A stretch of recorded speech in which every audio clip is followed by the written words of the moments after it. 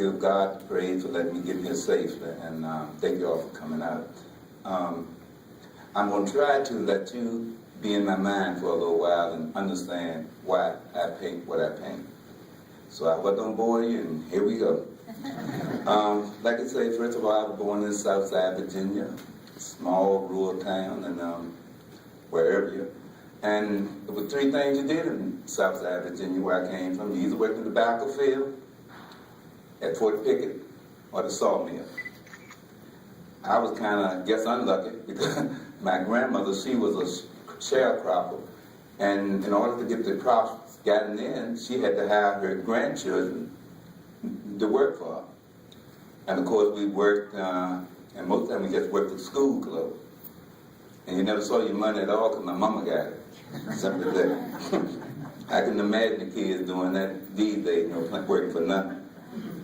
But I was baptized. I come from a church, religious side on both sides. I found very religious peoples.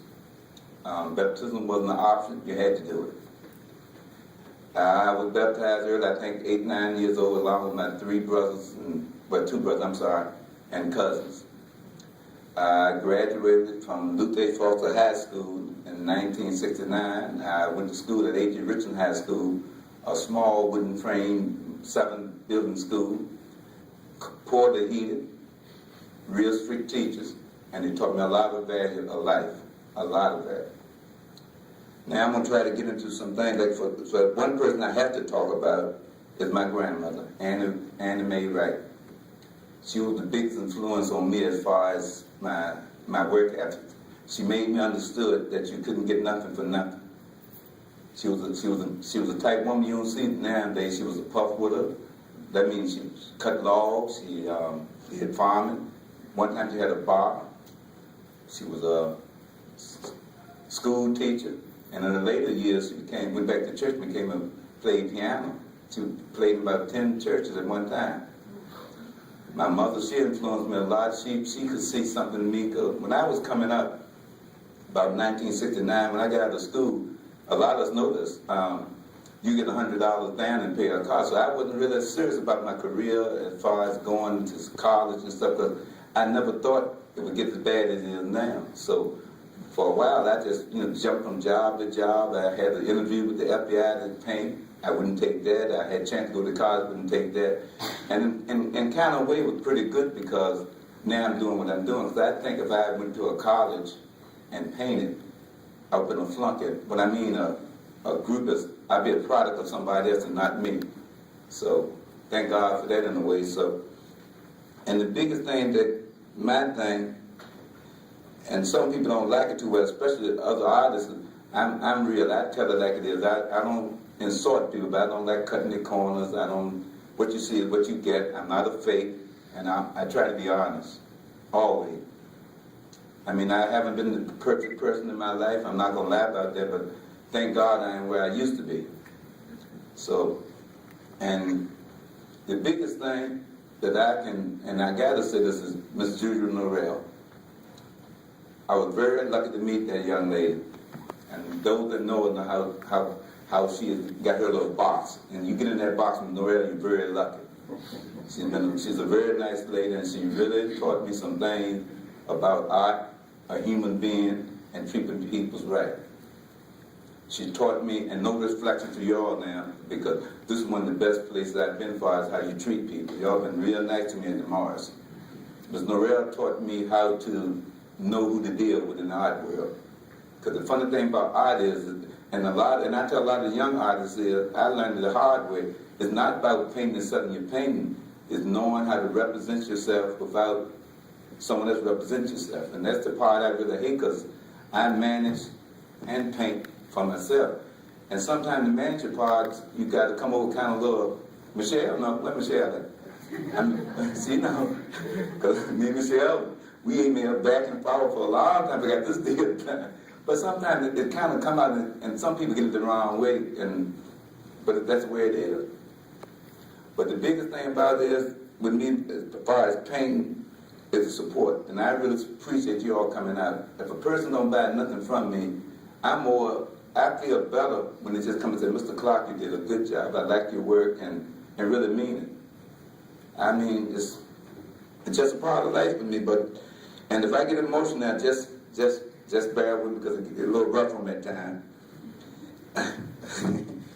I had a school teacher named Mr. Patterson, and he had the sense enough to see something me I couldn't see. I came from an all-black school, because when we was going to school, the segregation thing hadn't kicked in.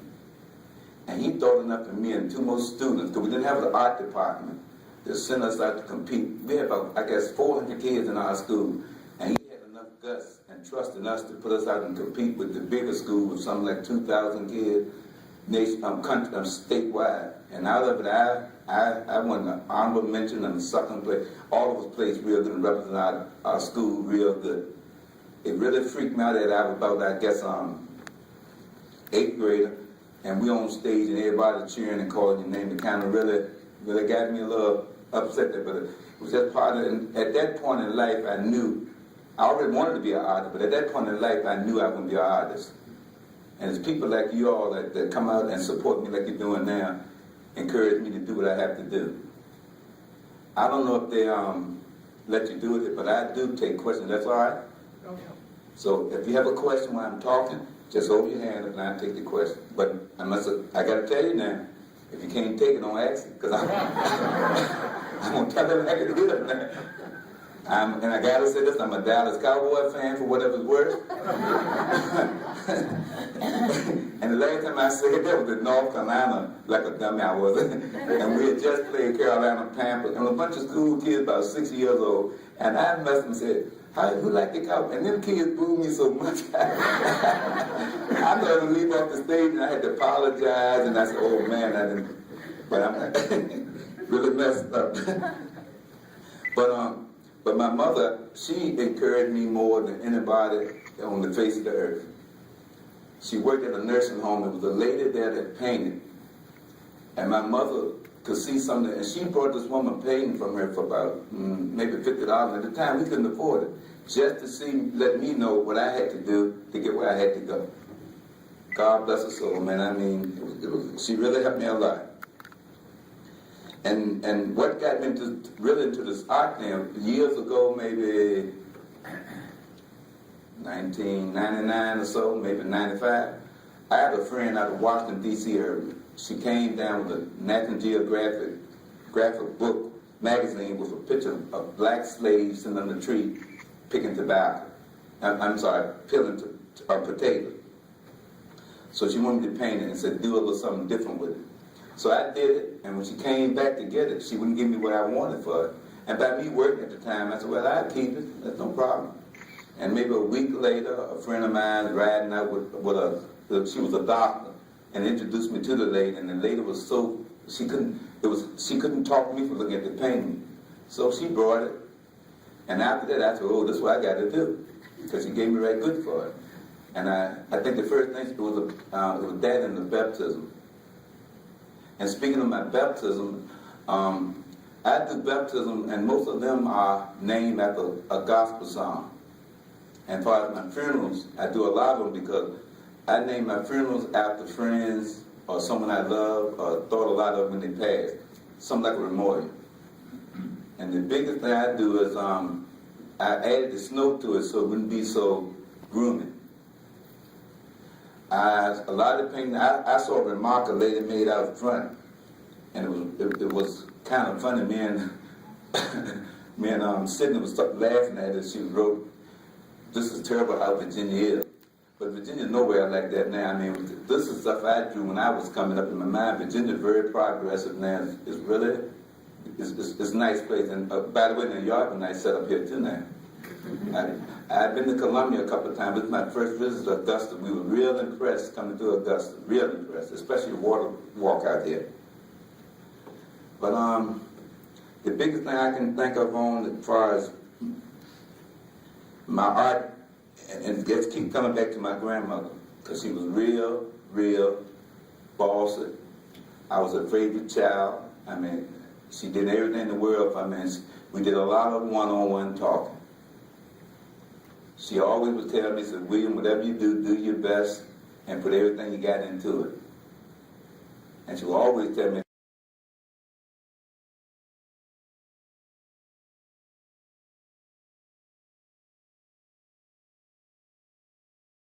a colored only sign because I grew up in Farmville, Virginia, 30 miles from Farmville.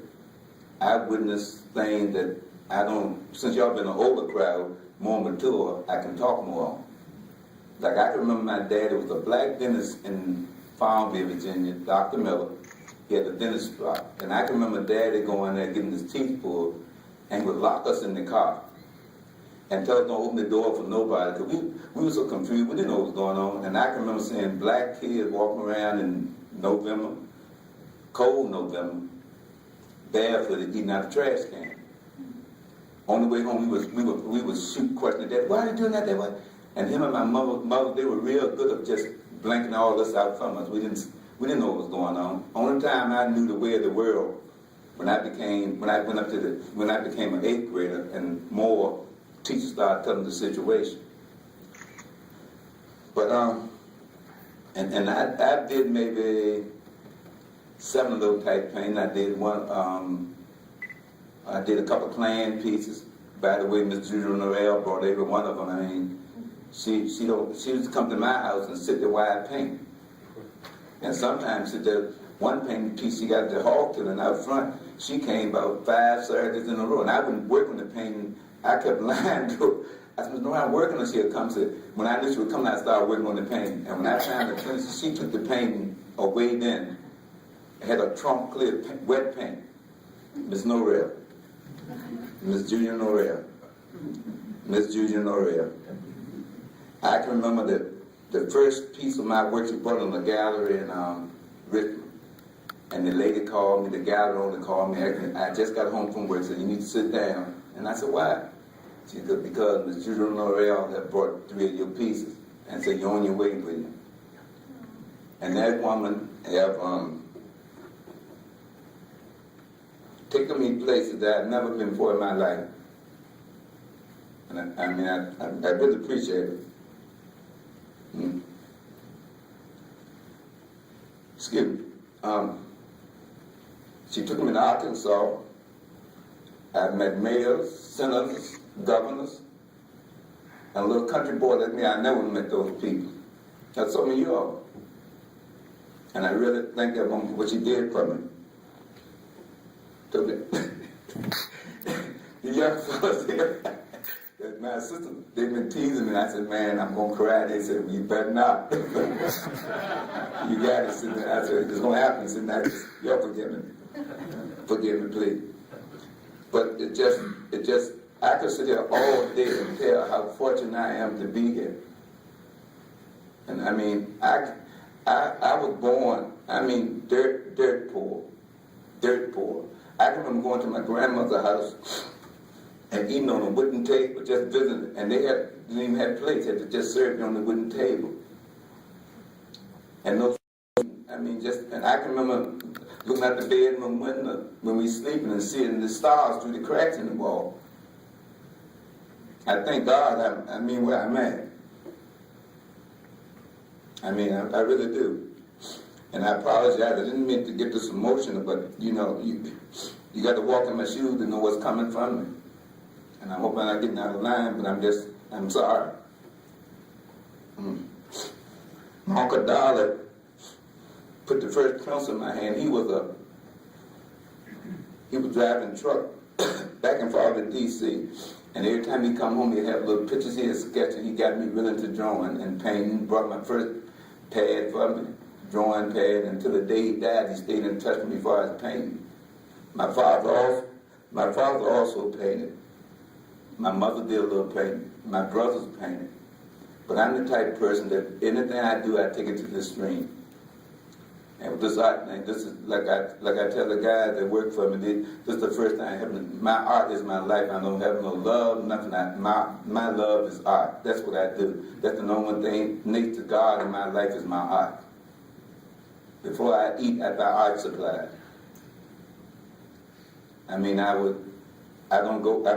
If I'm painting, friends that know me don't knock on the door. Because you're not going to get an answer. I've been blessed. So many ways I just can't mention. Been very blessed. time, I was just saying a silent prayer to God. I said, God, if I ever do anything in my life, please don't let me get that conceited and forget where I come from and act like an ass, excuse this expression. I try, I mean, these young men, I've heard this speech before, but I tell everybody that works for me, whenever you see me getting a little big-headed, I don't care who I'm around, grab me by my coattail and say, William, that ain't how you do business. That's not you. Because it's easy to get caught up in the drama and the stupid stuff. And I try my best to be, I mean, I got people that have brought, look, $25 painting from me. I've sold them as high as $10,000, and I try to treat them all the same and respect them. Me and Miss Lori, one year I had a lady to come to one of my shows in Blackstone, Virginia. She spent about $2,000 worth of art on me. And she said, Mr. Clarke, when you go to the Kaufman, you can forget me. Because I ain't never a little $25 donator. I said, I ain't gonna forget you. And so we was there, welcome, line them up, and they had us lined up, the artists welcome the people in. In the corner of my eye, I saw that lady over there, and I excused myself from the line, went and hugged her. She cried, she cried, she cried. And Juju Norell, being the woman she is, she said, William, that's why I like the hell out of you. You're a man of your... She brought it up, said, that's why I like you, William. But what I'm just trying to get across to y'all is, I'm a very simple man with very simple needs, and I'm not a flashy guy. And I try to be real. And I try to bring that out in my artwork. Now y'all better have some questions, huh? Yes? Are the funerals and baptisms that you paint events that you observed, or are they things that you remembered, or are they fictional?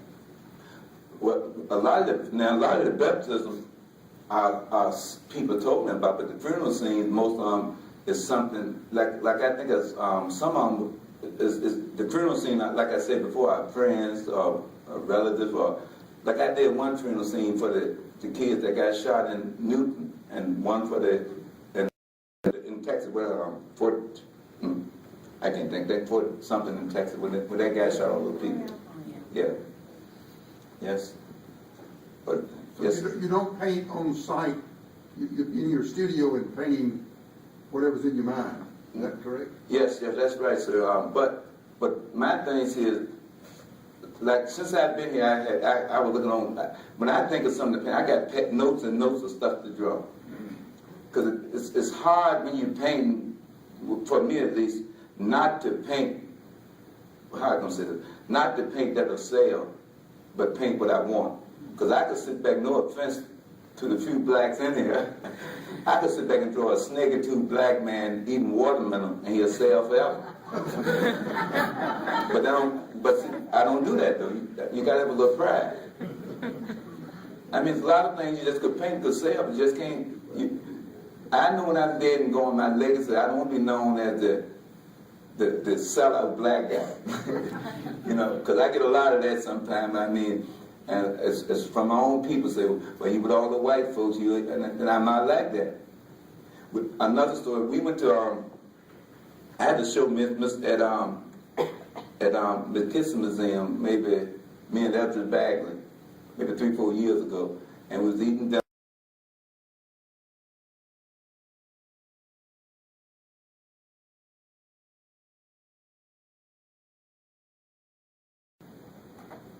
And again, Miss Norell, William Clarke, you're a mess. But it's just how I am, because I came up rough, man. I mean, I tell him, we get together paperwork now for everybody at the staff at the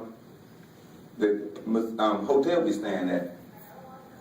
I took time to talk to the Latino girls and told them how good job they were doing cleaning the room. Because I learned one thing, you got to respect people. Because I know I'm not where I want to be, but I could be a lot worse. And I wouldn't want to be them and not be appreciated for what I do. I try to tell it like it is. I was going to give me 45 minutes, Michelle.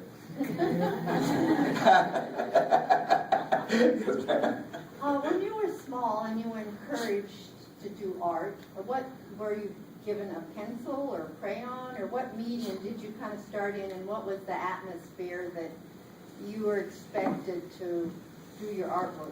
What's your name? Carol. Carol? I was drawing on everything you could draw. Everything, Carol. I mean, Carol, I was just, man, Carol. So it was from Walls. it was from your heart. You were, Walls. it was inside of you. Pans. Yeah. My mom used to beat me. And I drew on the walls and everything. When I went to school, I had a stack of paint like that I took to school. One of the paint on that, I would not draw at school. I got punished big time for that. Wow. That's what, I mean, I did art in class, but I was just one teacher thought I was crazy. She wrote on my record, he is obsessed with painting. We think he needed help. but then, and Mr. Patterson, she took him to the front. Mr. Patterson came in and he told him, now this guy got a gift.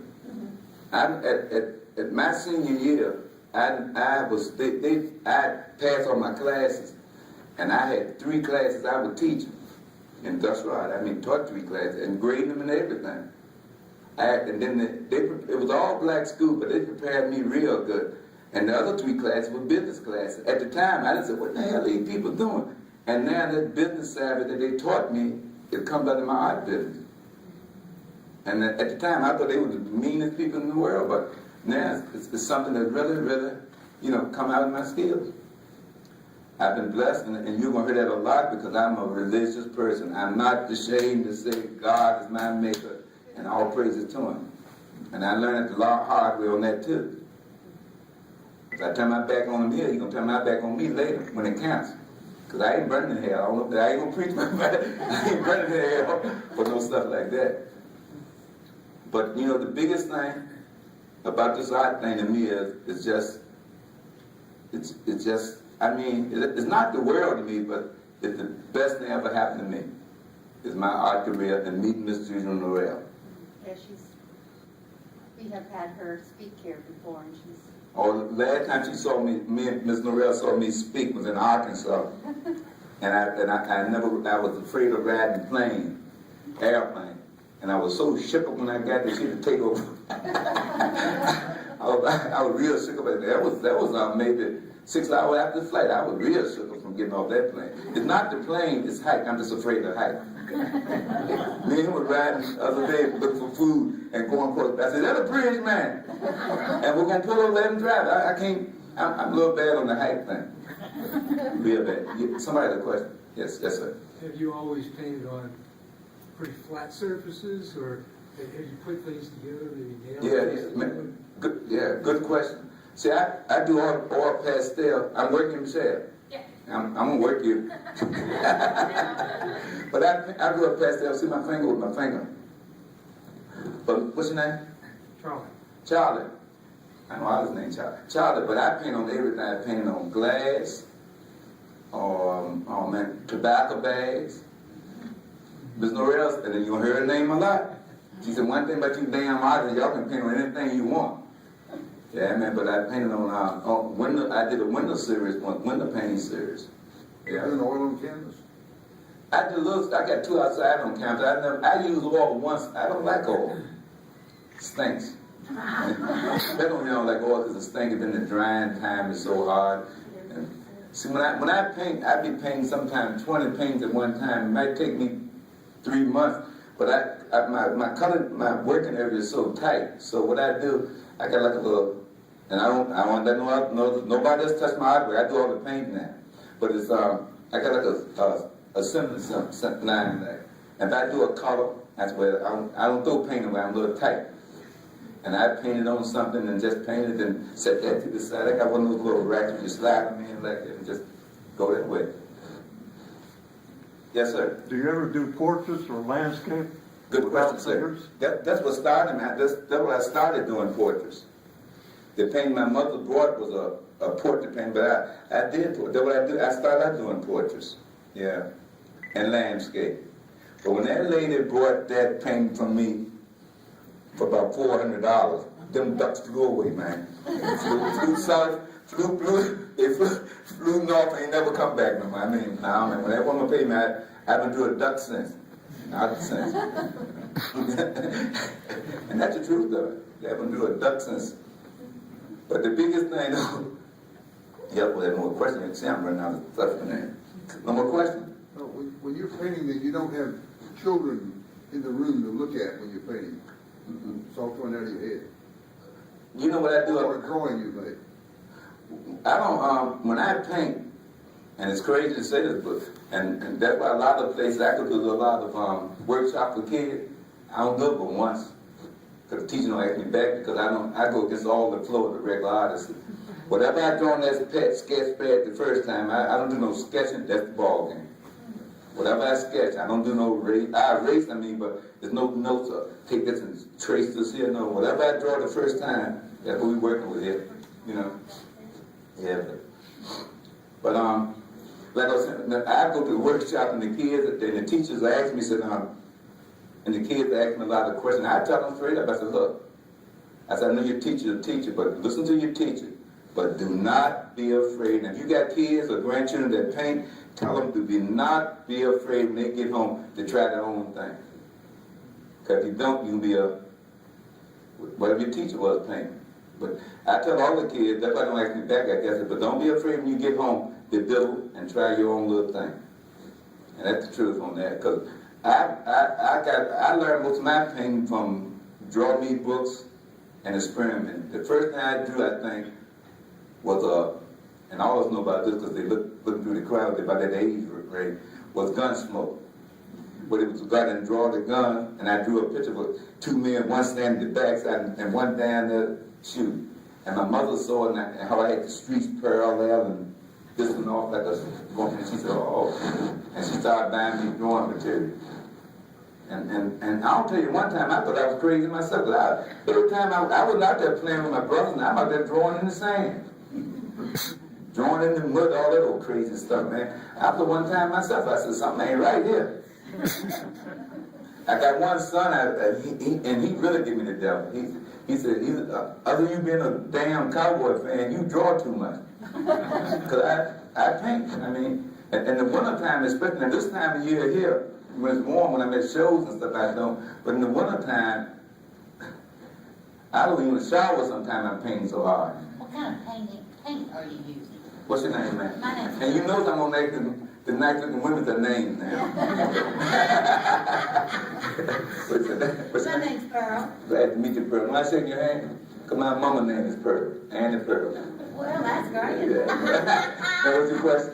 What kind of paints do you use now? Acrylics. Okay. Going back to share, they were acrylics and mostly oil pastel. But what I do is I mix it together, mix medium, what they'll call it. Whatever works. One time, this is a true story. One time I cut my finger, kept painting, but I ain't painting it. That's a good deal. Yeah.